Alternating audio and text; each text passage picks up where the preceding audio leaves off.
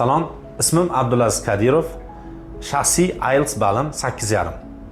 Ushbu videoda siz 4 ta narsa orqali qanday qilib IELTS Writing Test 2 dan 7+ ga chiqishingiz mumkinligini o'rganasiz. Birinchisi, hech qanday rejasiz shunday yozib yuborishlik.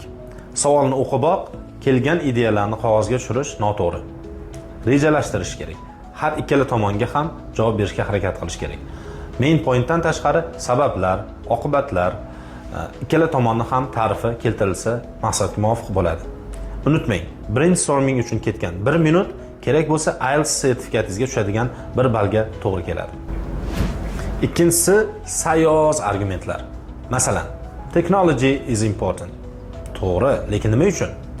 Technology allows access to people living in rural areas to education via mobile devices. Bu ancha tushunarliroq va umumiy rasmni hosil qiladi. Uchinchisi, cohesion deganda faqat firstly, secondly ni tushunib qolish. Cohesion bu lug'at emas. Har bir gapni boshida bog'lovchi lug'atlarni ishlashning o'zi yetarli emas. Uni o'rniga mantiqiy bog'lanishni ham keltirishingiz kerak. Misol uchun, birinchi argumentingiz ikkinchi argumentga qanday bog'langan? Uning natijasimi, sababimi, oqibatimi? Shuni keltirib o'tishingiz kerak. Imtihonchini xuddi qo'lidan ushlab maqsadga olib borishingiz kerak. To'rtinchi sabab, task response. Savolga to'laqonli javob berilmaganligi. Masalan, to what extent do you agree or disagree deb boshlanadigan savolga faqatgina men I agree degan tarafini yozadigan bo'lsam, savolga mutlaqo to'liq javob bermagan bo'laman.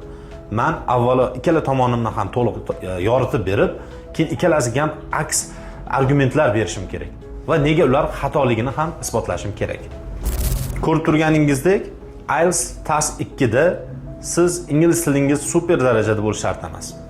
Shunchaki insho yozish strukturasini o'rganib oling, fikrlaringizni mantiqiy bir-biriga bog'lang, misollaringiz yorqin bo'lsin. Bizga obuna bo'lishni unutmang. Sizga IELTS 7+ olish jarayonida albatta yordam beramiz.